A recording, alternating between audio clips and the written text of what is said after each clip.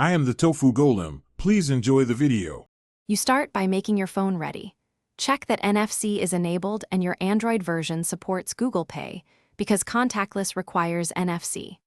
Once done, set a secure screen lock such as PIN or fingerprint.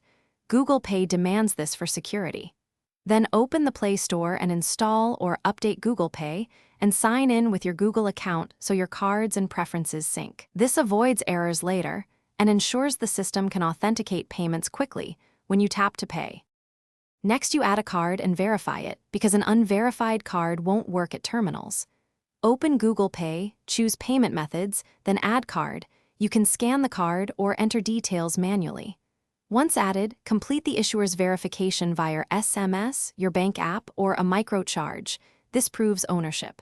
After verification, set your preferred default card and enable any Samsung prompts for contactless unlock, so payments go through smoothly when you hold your phone near a terminal. To pay, you hold your phone with the back facing the terminal, make sure the screen is on, and wait for the vibration or check mark. This confirms the transaction. If a payment is declined, first turn NFC off and on, confirm the correct default card is selected, and then try again positioned over the terminal's center.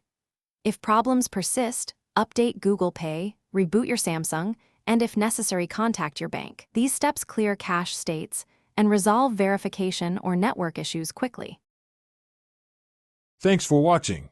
Consider subscribing if we helped you today.